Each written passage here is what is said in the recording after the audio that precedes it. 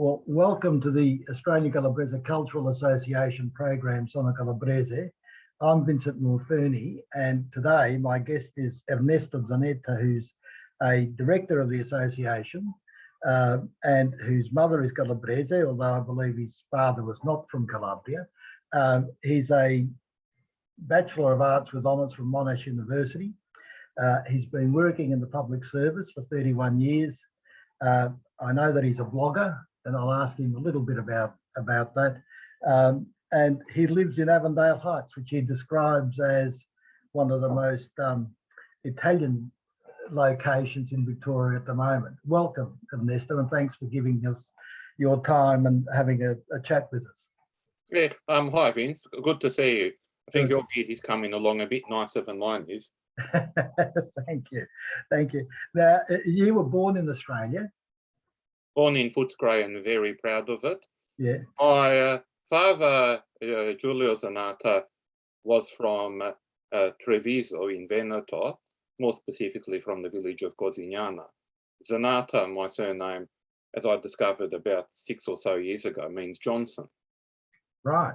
It's a very common surname in that part of Italy, or as terms of a derivative name. The next most common names in the village of Cosignana are Pozzebon and Grollo. Oh, well, Grollos, there are some Grollos in Melbourne, of course. Yes, like both Grollos are distantly related by marriage to my uncle Paul, who was my father's sister's husband. On my mother's side, like my mother, Beatrice Gioconda Panzera Zanatta, who is still alive, thankfully, was from Ferrozzano originally in Reggio di Calabria, which I think is by train 1 hour from Reggio Calabria itself. She led me to believe, because this is what she understood, that the village itself no longer had a train station that worked. But when I was in Reggio Calabria 2 years ago, I discovered that it actually is about an hour each way by train. The train does stop. I didn't go because I hadn't planned on it. And my mother, unfortunately, is not in contact with the sole surviving sibling. She has a sister who is there, and large families are like that. Do you have siblings? Myself or my mother? You. I have one brother. Right. Yes. And what does he do, Ernesto? Oh, he's a security guard. He is younger than me, and because I am the oldest son, when you are a small child and you're the first child, you spend most of your time speaking to your parents or to Humphrey Bear on TV. When your sibling comes along, by that time, you're in kindergarten or school and you've started speaking English, and your sibling is going to spend more of their time with you than with the parents. So my brother's fluency in Italian is pretty much non-existent. He can understand it, but apart from saying stuff like buongiorno, he doesn't really speak it. And I've noticed that for many years with a lot of Italians, the firstborn child is the one that has the luck circumstantially of being able to speak the language. So you learned Italian basically in the home. Did you study Italian either at high school or at university as well? 3 years of it in high school. Right. That was frustrating because if you have any real interest in it, most of the other kids in the class, when you start are there because they have to do it. And then for the next couple of years, well, you got people who are being forced to do it by their parents. And then through the lack of interest for the year after that, you've got the year 9 and year 10 classes merged together. So you're covering the same old ground. There wasn't any real option to study it in year 11. And I was doing straight maths, chemistry, physics anyway. Yeah. And when did your mother arrive in Australia? Well, this is one of those things, like my mother is from Ferrozzano. Ferrozzano, according to Wikipedia, had about 800 or 900 people immediately after the war. it now has 300. I'm pretty sure most of those 500 or 600 people who left Zanatta are in Melbourne or Geelong. Like my mother has a cousin who's a lot older than her, who's actually the nephew of her oldest first cousin. So he's, but he lives in Geelong. But like what happened is, I believe that my mother's older cousin Antonio, who saw himself as a patriarch of the family, arrived in the late 40s, and several of my mother's other siblings arrived, and at least one arrived after her. Like two of her sisters arrived with their husbands or after their husbands. One who was 12 years older than my mother arrived after her, and then a husband was found for her soon afterwards, whereas my mother chose her own husband some years later. Was your mother single when she arrived in Australia? Oh, yes. Yeah. What happened was she was not quite 20 when she got on the migrant ship. Like, and probably was the furthest she'd ever been from her village in Italy, because I've often wondered, what have you seen in Italy or of Italy? Are there any ancient ruins? Like my mother had never been to Rome or anywhere except on the donkey cart to Reggio, Calabria, I suppose. So she and her parents went by cart to Reggio. They got on the ferry across to Messina where the ship was, and my grandmother said to my mother something along the lines of "Lascia questa terra bruciata e mai ritorna più." And she hasn't. She never did. My mother has only been on an aeroplane once. That is about mid-90s. I paid for her to have a mystery flight with my cousin Sandra and my godson Ben, which obviously went to Sydney. So she liked taking the ferry around the Sydney harbour, but she didn't like Sydney. Only time she's been on a plane. Have you discussed with your mother why she has no inclination to return to Italy, or she had no inclination to return to Italy, even to visit them? In the older days, like it was a case of the practicality. People didn't. It was a long journey. And one of the things about us is we are hardwired peasants. Like I don't feel particularly ambitious myself. I think being comfortable and having a secure job is good enough for me.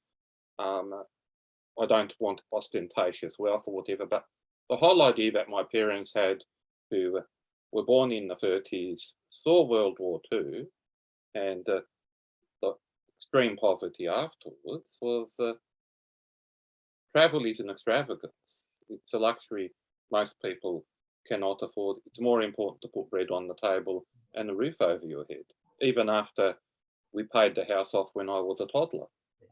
Yeah, but the sentiment that your grandmother expressed to your mother when she left is quite a common sentiment expressed by a lot of migrants who realistically were economically forced to leave Italy because there was no prospect of advancement there.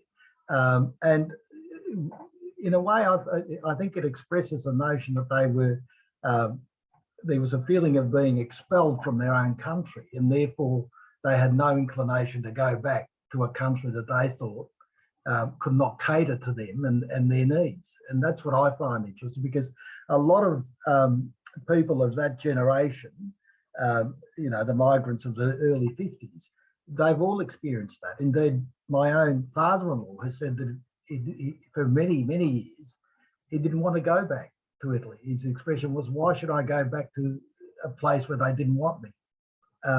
And I think that's an interesting aspect of migration, quite frankly. And it's interesting that your grandmother expressed it to your mother, and your mother, obviously, for a number of reasons, has chosen to abide by it and not return. But she worked in Australia. Is that how she met? How did she meet your father, do you know?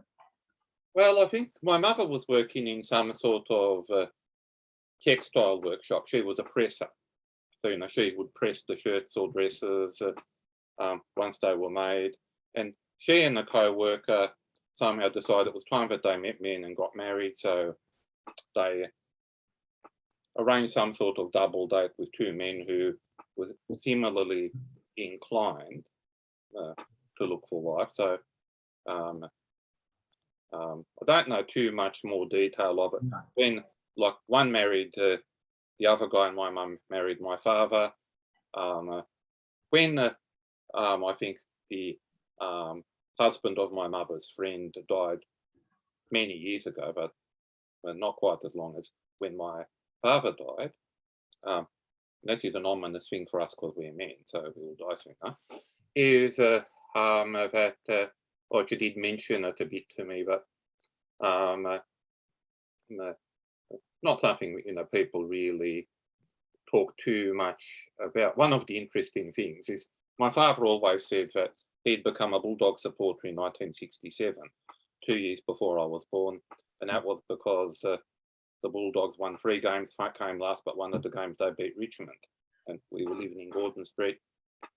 But my mother told me 5 years ago, just after I got back from my first trip to Italy, that and just before the Bulldogs played in the grand final, that actually, that's not quite true. He actually was a mad Bulldog supporter in 1964 when they first met.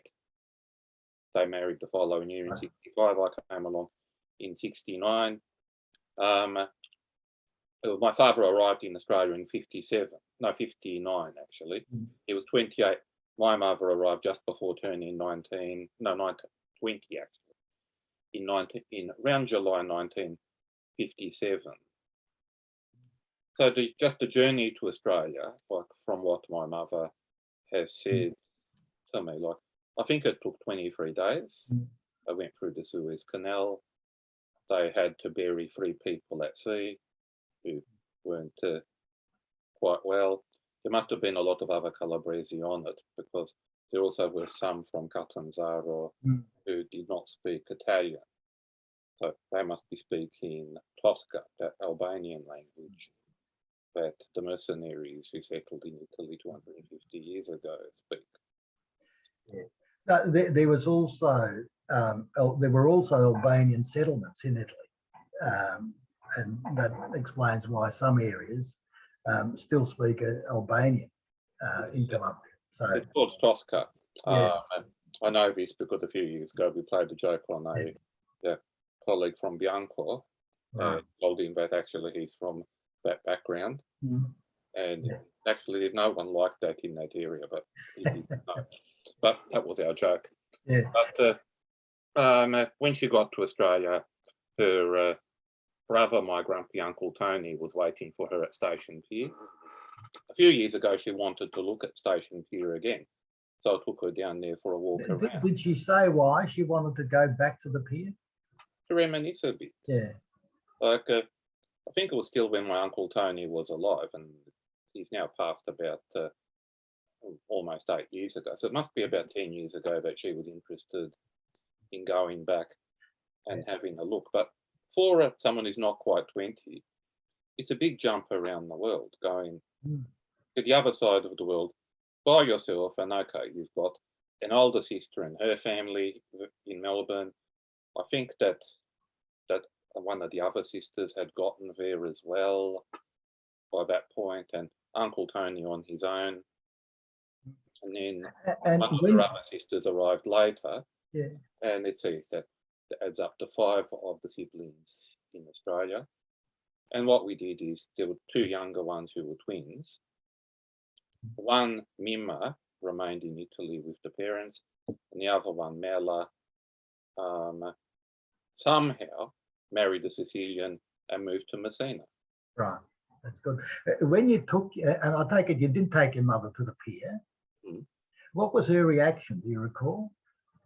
I just think she was happy to see it. She's a bit understated on these things. Like when she's pleased about something, she will say so, but it's not like she made any really great reaction apart from being happy to see the pier.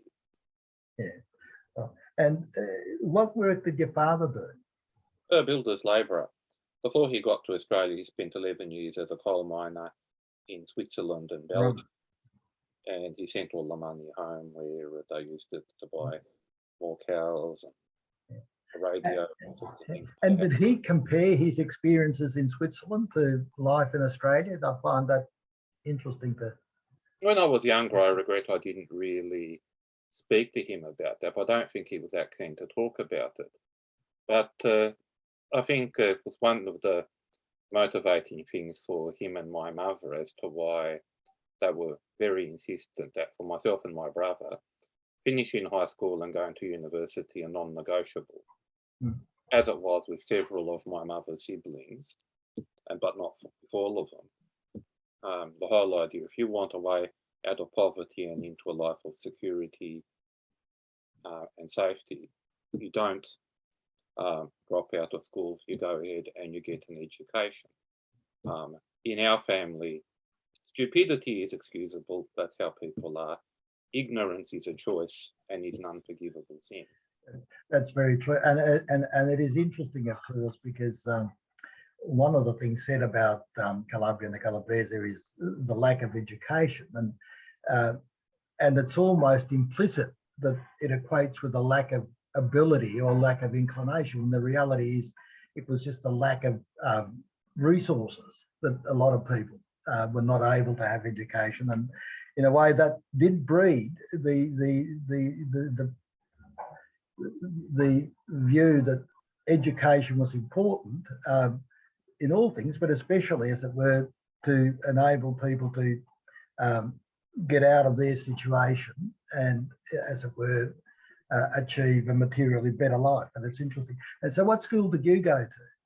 Maribyrnong High. That's now that elite sporting academy. Yeah. But I think that going to a state school is one of those things. Like, I do not think I would be happy with a private school education, because I think people that come out of private schools because of their culture get something else out of it. Like, I think they get a certain degree of ruthlessness, or some of them do, which I find a little dislikable, like sharks in suits. Yeah. And tell me about the high school. I take it in Maribyrnong High there would have been a high number of migrant or children with a migrant background. Yeah, like let's start back with Footscray North Primary, where I went before that, which was one of the main feeders. Like, I think Footscray City and Footscray North were the two main feeders, along with bits and pieces from a couple of other primary schools. So you had most of the kids from my school who would have been Greek, Italian, Anglo, Yugoslav. There was a small smattering by then of Indo-Chinese in our primary school, but I don't remember any of them coming into the high school, because I think that they started arriving around 78, 79, and then moving on with their parents to wherever else they moved to after they'd spent a while in the migrant hostel and the immediate surrounds. But then the migrant hostel Midway, which most recently has been the student village for Vic Uni, it fed a lot of mostly Vietnamese in. Yeah. And I got to know quite a lot of them fairly well, because like they were in maths class and chemistry class and physics class. And was there a parish school nearby where you lived? Yeah, that's one of those interesting things, because I consider myself Catholic, and by that I tick a census box, but I don't have the vehement commitment to Catholicism or understanding of the church organisation that someone would who went to a Catholic school as such. And it's only really recently that a friend of mine who is not Catholic told me that the secondary school system, as far as boys' schools in the Catholic system go, is organised into the ones run by the Jesuits, the Salesians, the Christian Brothers, the Marists, probably others, it's very hard for me to know exactly what one order or another is, because we never have been very active churchgoers. But just like if I had kids, I think it would be all about me rather than about saving the kids' souls. I've been baptised at Our Lady's Maidstone. I did my communion classes and my confirmation classes in grade 4 and grade 6 at St John's Primary in West Footscray after school. The upside of doing my communion was I was given this watch by my parents, nice Swiss watch, good clockwork, gold plated. Yeah. But you know, that's time that could have been spent perhaps doing the cartoons, perhaps. But I do remember, this is one of those things that you got to laugh about confirmation classes, is we had this nun, I think her name was Sister Sheila, who was giving us our indoctrination classes at St John's on Monday afternoons after school. And at one point she just ranted at us. She said, "You government school kids don't know how easy you've got it." And she went on with this tirade about all the lack of resources they have in the Catholic school system. And you think, when you think back about it, she's talking to a group of predominantly Italian migrant kids from primary schools in Footscray about how easy they've got it. And you think, well, I didn't meet people who'd gone to St Kevin's or Xavier or places like that till I got to uni. And for the most part, most of those people are from a different background. And you'd agree, basically, would you, that in fact you'd classify yourself as a working class kid? I would say, yeah, I am now lower middle class. Yeah. That is through my education, my occupation, my efforts, and also through the encouragement and efforts and expectations of my parents. Yeah.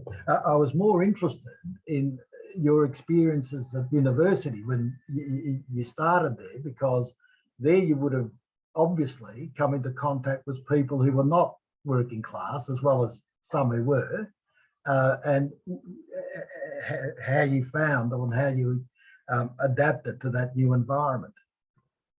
It's one of those things where, you know, like, I don't feel I ever really totally fitted in, but I don't totally fit in anywhere because I'm a little eccentric. But going from Footscray to Clayton North to Monash, it is a different area, and the commute takes an hour each way. So you're never really totally there. And I think in Melbourne generally, there is an unspoken barrier between the two universities. Like I think on the west side of Burke Road, it's more a Melbourne University thing. And on the east side of Burke Road, it's more a Monash University thing. And to the south around Armidale, because a lot of people in the southeast make a conscious choice to go to Monash rather than to Melbourne. Was yours a conscious choice to go to Monash? No, I would have liked to go to Melbourne if I'd gotten the marks, but I didn't quite get the marks. So I missed out. It would have been a lot more convenient, but I'm happy with how I turned out and the education I got. Yeah, and you studied arts. What fields did you study? I have two majors, history and politics, and a minor in sociology. I regret, and this is a very, very minor regret, but I didn't get a minor in ancient history because I have a fascination with ancient history. But when they introduced hex, I could have done an extra subject and had a major in ancient history, but subject in Roman history as it was. But I, thought, no, I don't want to have a hex step on this thing hanging over my head. I regret that. I should have done that. Who cares? Like, would have been easy to pay off and a lot cheaper than doing the hex step now. And one of what I've regarded as a gap in my education, given that I didn't teach it in my high school, and I've never studied it formally, is that I never had a chance to study Latin. Like, totally self-indulgent. But a few years ago, I did go back and spend 4 years at the CAA in Flinders Lane studying Latin. Lovely. Yeah. And what I found about that is learning a language is hard even when you have Italian as the base. Most of what I can remember now is I can pronounce Latin words, what the scholars believe is the Latin way, rather than the intuitive Italian way that I would speak them now. In high school, you said you did straight maths and science. Anyone who was any good did that. I decided to make a pragmatic choice. But why then would you enroll in arts rather than science? I decided to do a pragmatic choice as to where I was going to end up. Right. You know, like when I was in grade 6, one of the teachers said, "You will be a public servant one day." And okay, I haven't wound up doing. And that was it, was it? Much as I was fairly good at maths, I am better at writing and English than I am at maths. Right. And well, you are a public servant. Was that your first job in the public? After what happened is I filled in a form, applied for a few graduate entry positions, and on my third interview, I got offered a job in a department where I still am. Yeah. And I thought, oh, graduate entry, and it wasn't even in Canberra, it was in Melbourne. Yeah. I probably could have gone up a rung or so more if I'd gone to Canberra, but I have been to Canberra for extended periods. It's cold, it's alien. Living in Melbourne is something I'm more comfortable with. One of the things about me that shows just how unadventurous I am, like apart from the fact that I've only been to Italy twice, and the first time being 5 years ago, is that my 4 addresses in Melbourne, like well, I've lived in this place here in Avondale Heights for 19 years, have all been a maximum of 10-minute walk from the 406 bus route between Footscray and East Keilor. But yeah, the decision to go into the public service, was that motivated as a search for security or? Mostly, like I am a peasant. Like it's a hardwired thing about me. Like you think that, like, I have no desire to be CEO of something or to be mega rich. Like, you know, I pass through suburbs like Brighton, for example, and I feel like I'm a very anglomorphic person, but I find Brighton a little too Anglo for me. Like with the hardwiring as to how I am, like, you know, I would like a peaceful, steady life, like just like what my parents wanted when they got to Australia, ability to grow the vegetables in the backyard. It's the kind of thing that does drive a lot of that. And let's say that I'd gotten marks and gotten into a law school, and I don't think my work ethic as a student was that great. Don't have the family connections or the school connections to get into a commercial law firm in the city. Plus, I don't think I'd have the eye to detail to do that very well. So what would probably wound up happening is I'd be working in an office above an Ethiopian restaurant in Footscray doing wills, conveyancing, DUI, divorce, and rather boring law. Whereas at sometimes in the past, I've had as many as half a dozen qualified law graduates working under me when I've had certain management responsibilities. And I think I've had an interesting time. Without having too much ambition. Yeah. And is it right that you, in your work life, you've stayed in the one department for the entire 31 years? what I've done is I've had some very interesting roles in it. Like about 10 years ago, my career high point was I acted as director of a particular unit where I had 120 staff working to me in a call centre and an $80 million turnover. Mm. And that's the most interesting thing I've done, but I have done some very interesting other things along the way, and there's been the opportunity to do some interesting tasks. I think now I'm approaching the point where I can claim my pension, not that far off, less than 2.5 years away. Yeah. And well, I think I would rather be 42 than 52. But it's also good to be able to start thinking about doing other things. That's true. And you've been working in the immigration department. Well, that was what I used to work in. Yeah. What do you work? Where are you now? Well, we do not, like, I think it's limited as to what I can talk about my employment. No. So I can't. So I operate in the successor department. Yeah. And at what level are you now? I know. I am what's called an assistant director at Right. executive level 1. So there's certainly still a little bit of ambition. I mean, you weren't happy to stay at the level at which you entered the public. Well, let's see. I've had, I think I've had 4 promotions. Yeah, that's good. And of course, the whole thing is that there's 2 things that drive you at work. There's the extrinsics and the intrinsics. The extrinsics are things like the money, the conditions and all that. We all need that. And the other is the intrinsics, the job satisfaction, how much control you have over your work, and the social interactions and friends you make, and the respect that you feel you get along the way. If it was just a matter of money, I think I'd have been satisfied with staying 2 levels lower than I am now.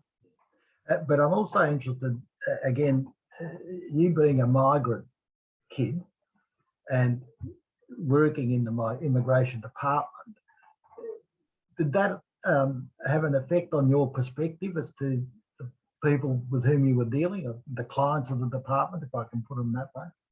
Well, you can look at things like why people come here, why people feel that way that people of my parents' generation do about not going back, about how a part of their life has closed and a new part has opened. Now, when you get on one of those migrant ships,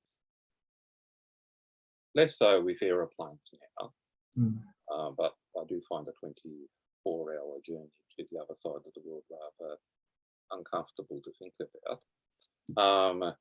Next time I do it, it'll be broken up with a stop in Singapore and business class.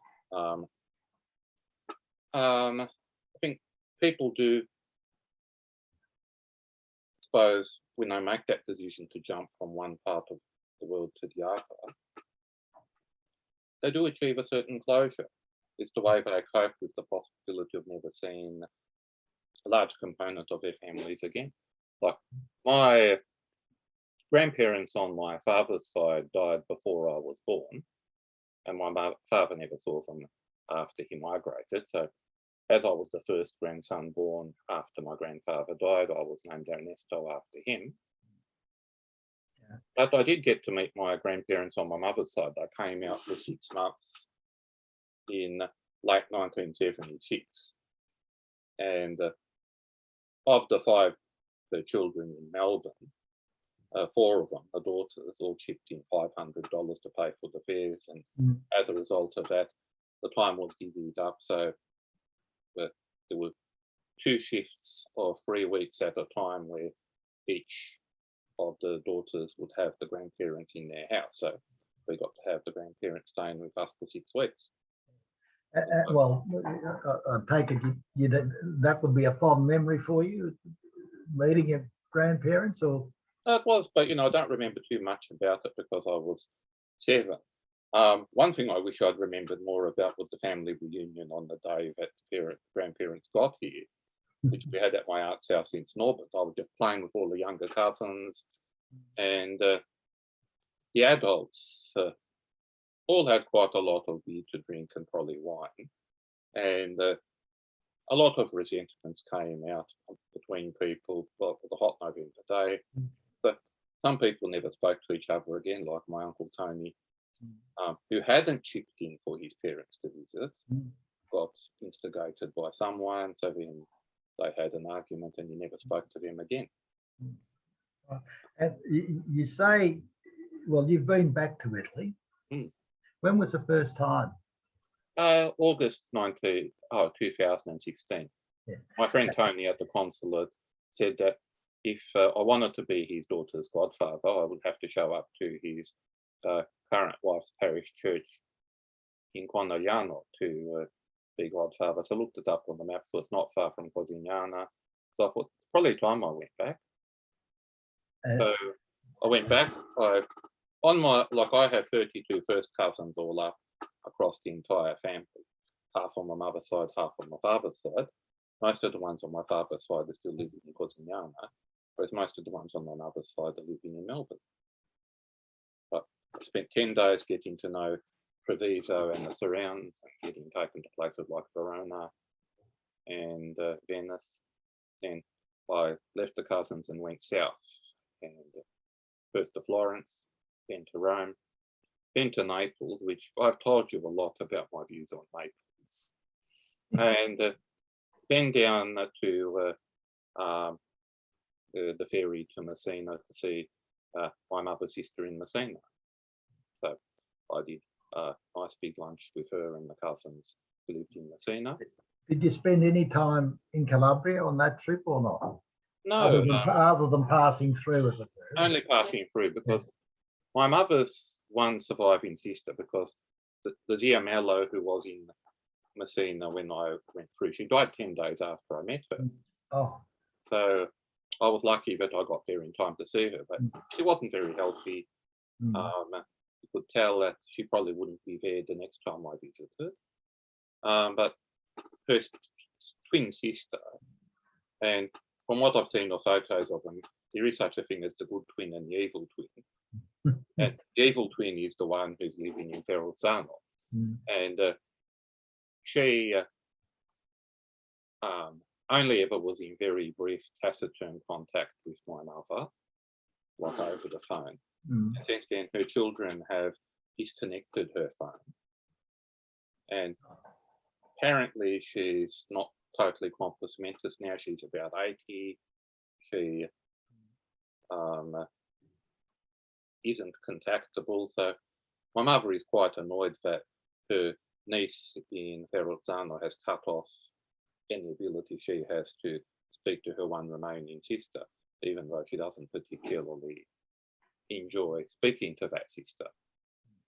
And I take it you don't communicate with effectively your cousin? Never met. Never met? Like the cousins I have in Messina, I communicate with them. But the ones in Verrazzano, I don't think they have any interest in communicating with anyone. Most of my other cousins are in Italy, and the one in Switzerland who I've never met, but part of either on WhatsApp or part of a WhatsApp group, so there's communication. Like I intend to see the cousin in Switzerland sometime. But these ones in Verrazzano, I think, partly from the type of people they are, or partly because, like a lot of people, this would be probably another of those common things from Italian migrants. Whatever guilt or anxiety they have about how they came across their inheritances, I don't think they want to see extended family, because I think my uncle was rather annoyed as the only male son and heir that he didn't get left anything by my grandparents. And on my father's side, my father, to buy peace amongst his brothers, relinquished his 1/5 share of his inheritance to one of the brothers, and it didn't really work. Like, they all get along fine with me on that side, but they don't really talk to each other, or like the branches of that family who live in that village. So I would like to go and see Ferrot Zano, and I think I will the next time, because all that means is spending an extra couple of days in Reggio Calabria, which as a city, I feel quite comfortable in. And I was going to say, because you also went back in 2019, didn't you? Yeah. Yeah. And did you go and you spent a bit of time in Calabria? Yeah, yes, Cosenza and Reggio Calabria. Yeah, and it's a beautiful city, isn't it? Reggio Calabria. Yeah, Reggio Calabria has got a lot about it that makes me feel like almost like an Australian seaside town. It's got more sophistication to it, but it's a bit like if you get somewhere like Fremantle or Glenelg or St Kilda and fill it with Italians, it'll be a bit more like that. And along the beach, you've got the Norfolk Island pines and the Moreton Bay figs, just like in Australia. Yeah, the one thing that bugged me was that the only place that's open at lunchtime is the McDonald's near the station. Oh, well, yeah, that wasn't my experience, but I walked up and down the two main drags looking for some cheap and cheerful place where I could have either a pizza or a pasta. Yeah. They don't open until later. That was frustrating. Yeah, well, I think some places are open for lunch. They're certainly open for dinner, and those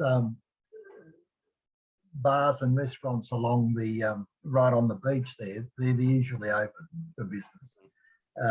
But what was your reaction to spending some time in Calabria in 2019? Well, what I don't like is how you have, and this is something that's a case around a lot of Italy, like the larger cities, but I'm a bit shocked that smaller towns like Cosenza, but also places like Messina in Sicily, like we've got all those 4 or 5 story apartment blocks that everyone lives in. Like the population of Italy hasn't gone up that much in the past 70 years or so, but we now have these large high density areas where you have people just living in boxes. That's the thing that I dislike, and I dislike it both as an Australian who's used to a quarter-acre block, and I think that's one of the things that we need to fight to keep here, and also someone who is hardwired in the back of my head as an Italian Catholic peasant who likes being able to have fruit trees. It's one of those things, and I think it is a very unhealthy lifestyle for the people who are now living in those sorts of boxes. Like all my cousins in Messina live in apartments, and they are disconnected from what would have been our normal lives 2 generations ago. Yeah. Well, yeah, and I think it also reflects a movement from the small towns into what were considered to be the larger cities. And then, it's like accommodation, even in Australia, you would have seen the very large increase in apartment building in Melbourne. Although one of the effects of COVID might be that it might redress that, because people now apparently are choosing to live further out on larger blocks rather than living in these apartments. And you're also a blogger. Yes. You've got a particular name for your blog. My blog is called Lost for Words. Yeah. I started the blog just over 2 years ago, before I went to Italy the last time, because I do not believe in Facebook or Instagram. Like, I used to have a Google Plus account, which I'd had for about 6 years, and 2.5 years ago, Google Plus shut down. So I didn't have a place to put my photos of my trip to Italy. So I thought, I'll set up a blog. So since then, I do write my thoughts on various things on my blog. And what sort of things do you write about? Basically, my views on the world, observations, books I've read. Yesterday, I wrote something about money printing and modern monetary theory because I am finding it hard to understand how we can do all of this money printing at the moment, and what the consequences are going to be. What my view is that whether or not the government can get away with it without going bankrupt, it is causing asset prices, both in the share market and in the housing market, to continue to go up. So it might not have actual asset or might not have commodities hyperinflation to it, but I'm worried that we are going to see a continued rise in things like house prices that are going to knock those out of the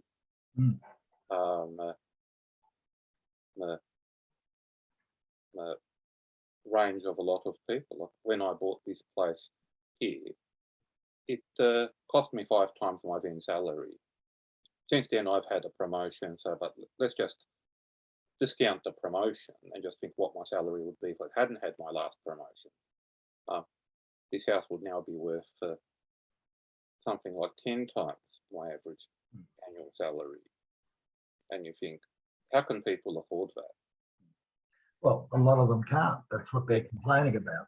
That's the thing. But you also have written about the reaction to COVID, haven't you? As I understand. I do write about that from time to time.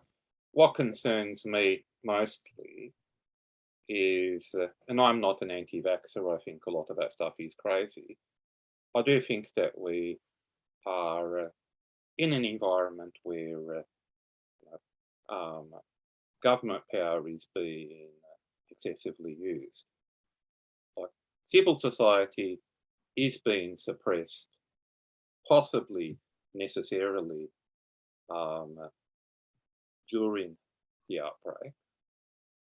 And I say that possibly necessarily because we can't have sporting events, masses, mass gatherings, and all of those sorts of things. But the powers that are being used are also subject to abuse.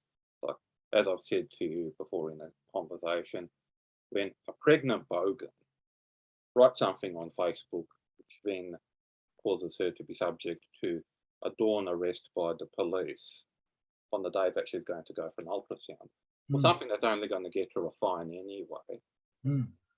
That kind of behaviour is, as what my mother has said, it's the kind of thing that used to happen in Mussolini's Italy.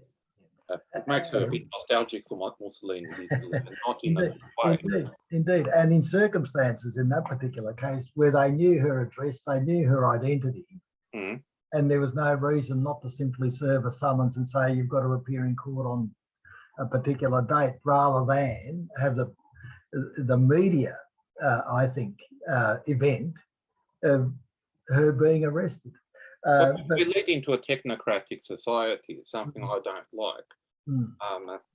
Like we need to limit the scope of government intervention in society, not maximise it, especially not suppressing people's right to expression and to conscience.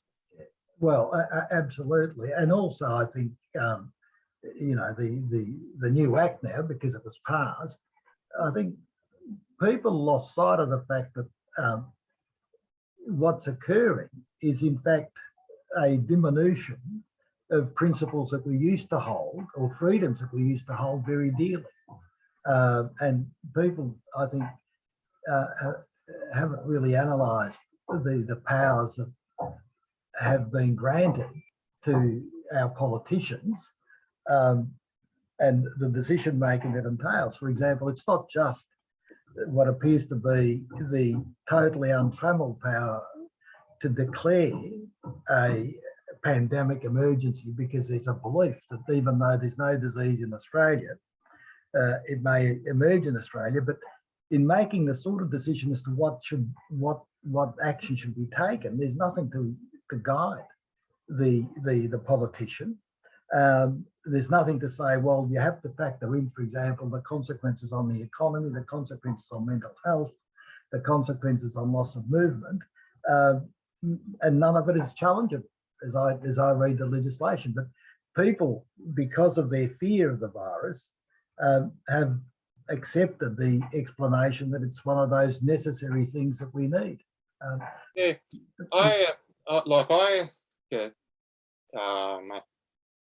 have a lot of reservations about the legislation and about the need for fear. I think in Australia, the most we have to worry about, hopefully, is the abuses of technocratic power, leaving aside petty corruption, although on a fairly dramatic scale sometimes in New South Wales. We don't have that much corruption in government compared to other countries. We don't have that much abuse of power. At least I hope not. Maybe it's not yet been exposed, because you mentioned New South Wales, and I would have thought that's a pretty significant. Yeah, but if any of it is true, if any of it is true. Yeah, but fear itself is one of those things that can cause people to behave or support things that they can't. Like, there's a lot of outrage when people compare things to like the COVID situation now to things like what happened in the 20s and 30s in Italy and Germany. And I don't want to be boy or pride wolf, so I think, no, like, it is not like that. But there's no excuse, even if the worst we have to worry about is Daniel Andrews behaving like a technocrat. There's no excuse for having powers that have got no sunset clause on them, which cannot be disallowed by either house of the parliament, rather than both houses of the parliament, and which have got limited, if any, judicial review, which these powers seem to have. Like, there is a very, very limited check. The only check basically is on the Premier in making his decisions on every 4 years. Well, you can do a lot in 4 years.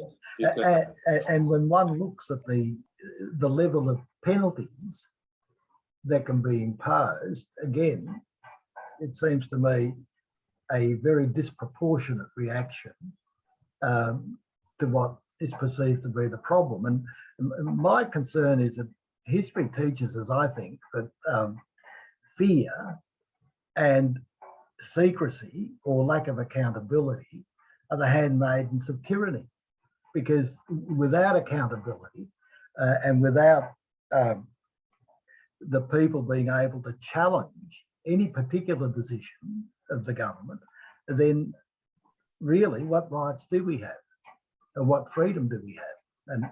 But as I say, I think that the fear of the consequences of the virus has motivated people to accept whatever they're being told is necessary for their own good, which I personally hope that the worst we have to worry about is technocratic government rather than authoritarian or totalitarian government as the long-term result. But we see, compared to 30 years ago, we are seeing a bipartisan shift away from the level of accountability we have been used to in the Westminster system and under the rule of law, and to lack of accountability, an executive government that feels it can do whatever, and even, more so, whatever it takes to get re-elected at the next election,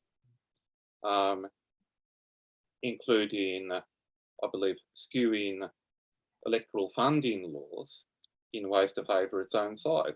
It's a bipartisan thing, and it's disturbing. But I think, like a lot of the kind of people who have been arguing that we have, like jackbooters or people like that going around as supporters of a despot, they're going a little far. I think like the worst we can say about Daniel Andrews as Premier is that he's a technocrat.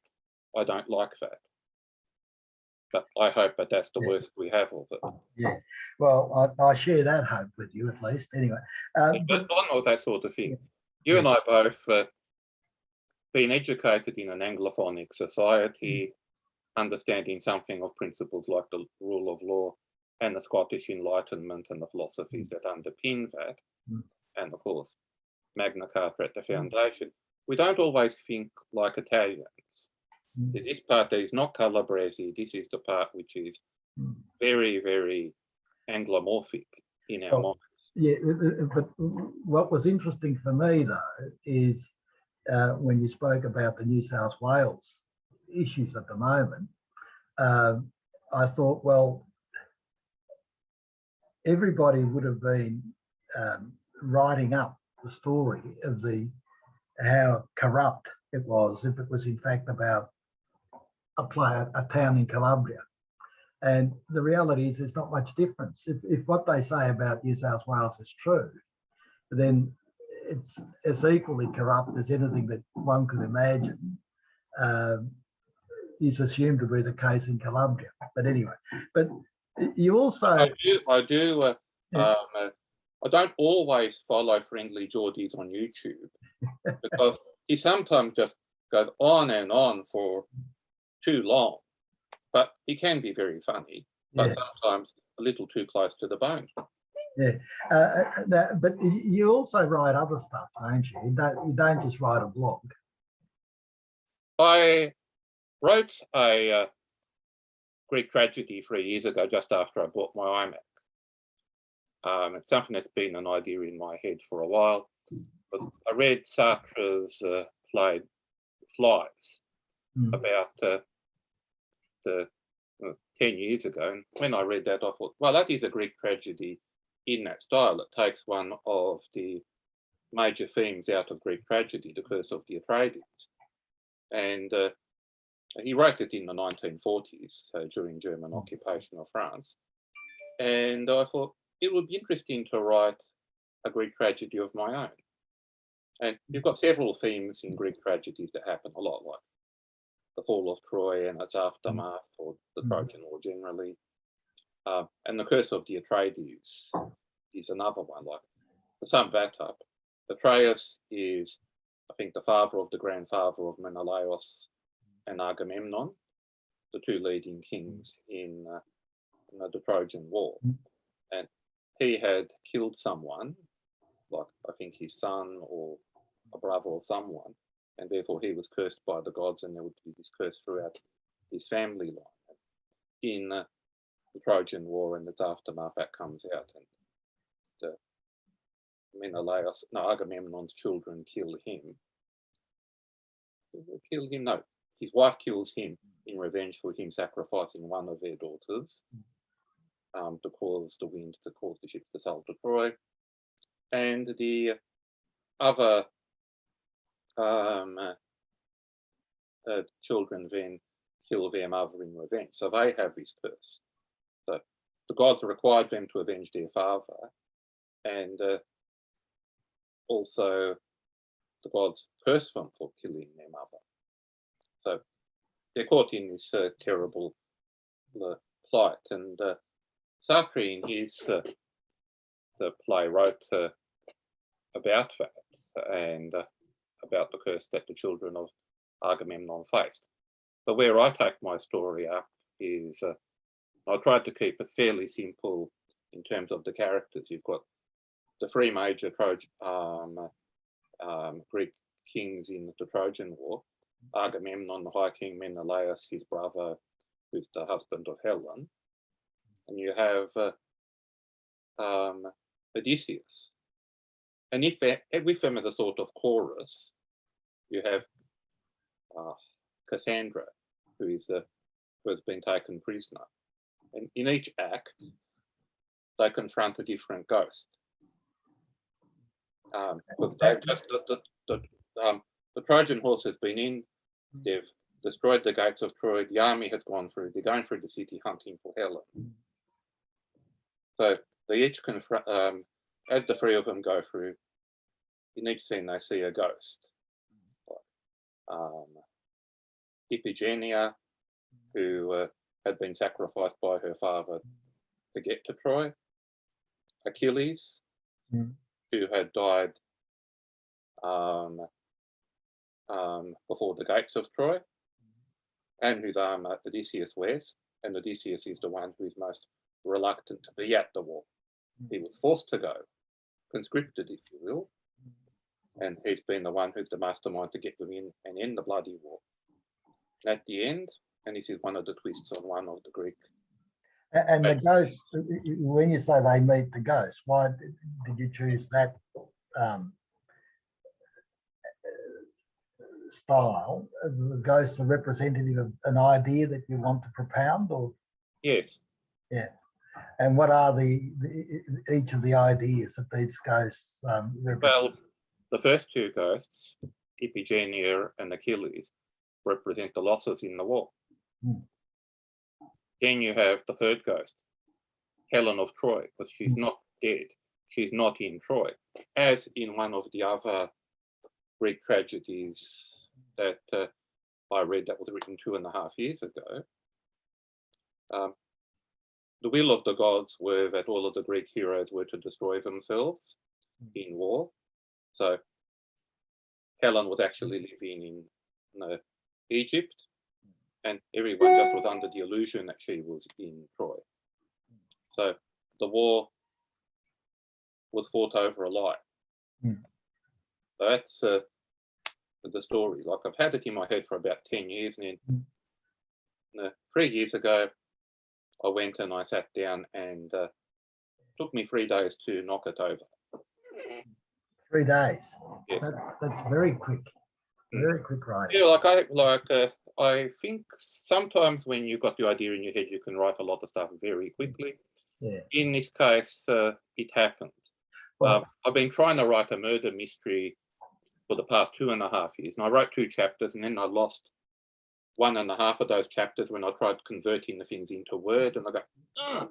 And I haven't been able to motivate myself to get back to it. But I'm interested in your notion that the war was predicated on a lie.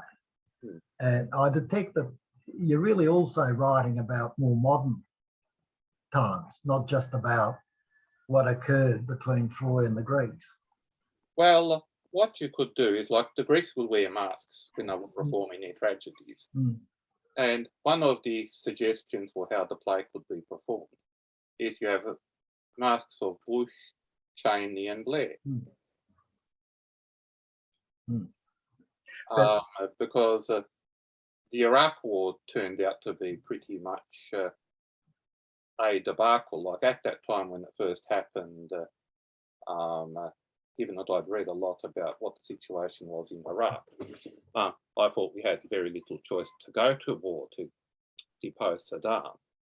But it has turned into such a macro geopolitical mess, which has helped to undo everything that had been done constructively in Afghanistan to that point, and also destabilise Pakistan to a large extent. That apart from what it's done for the people of Iraq, it's been a very, very sad mess. And it was now accepted, I think, that it was predicated on a lie, that the weapons of mass destruction existed when, in fact, and the sad part is, I think the politicians knew that they didn't. And so that's the parallel that, in a way, history repeats itself. The Trojans and the Greeks went to war over a lie, as you say, because Helen wasn't in Troy. The United States and others went to war in Iraq over a lie. And do you find that's one of the saddening thing about, the human condition, that we don't appear to actually learn lessons very well?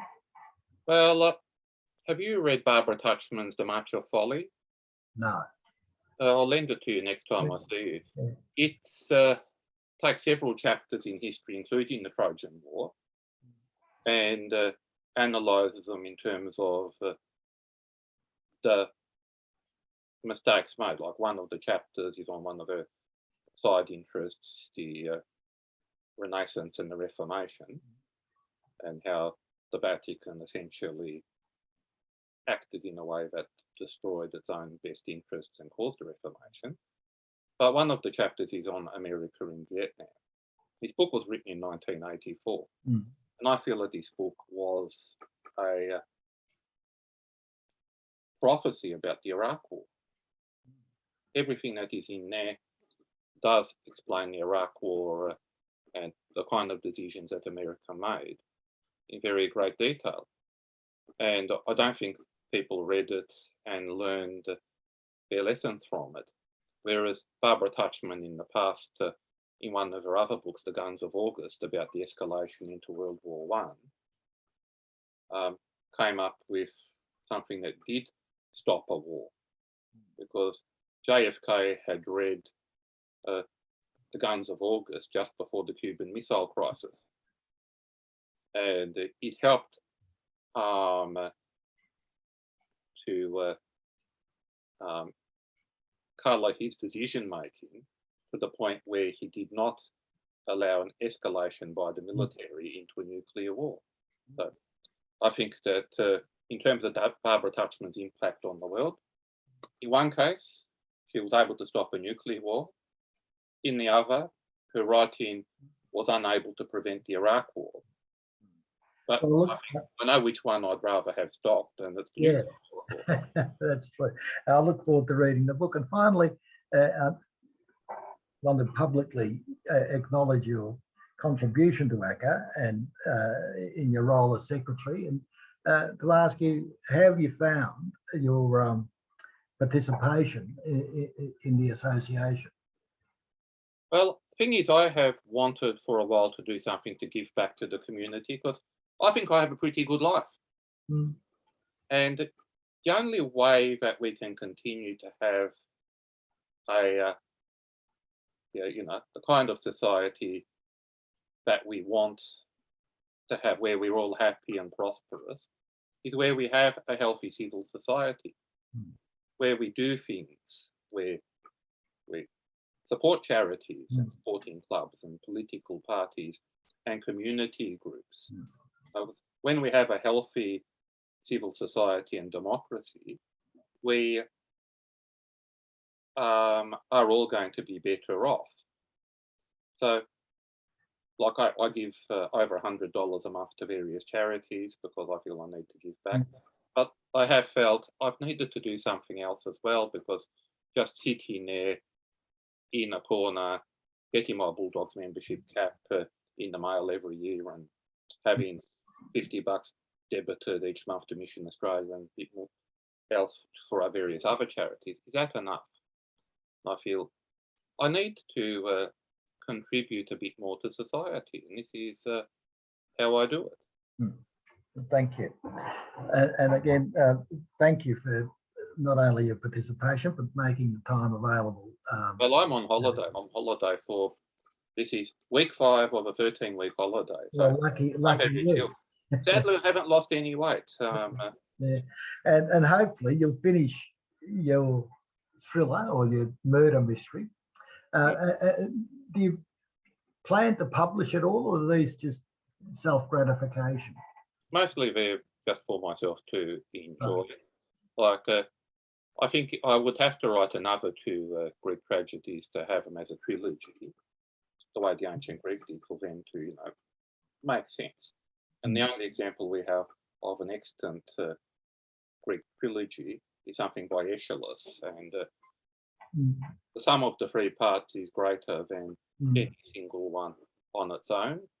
And I did have piles of the Greek tragedies and of the Homer's books next to my desk whilst I was writing the play. To write the Greek, to write the murder mystery, the idea is in my head. I know where it's going to go. I just need to recover from the shock of losing something like 25 pages. Oh, yeah. Okay. All right. Well, thanks very much, Ernesto, for having a conversation with me. And good luck with the writing, and hopefully we'll see you soon at Okay. the ACCA meetings. Yeah, Right. maybe not the next ACCA meeting. I think I have to hold a barbecue that day. Oh, okay.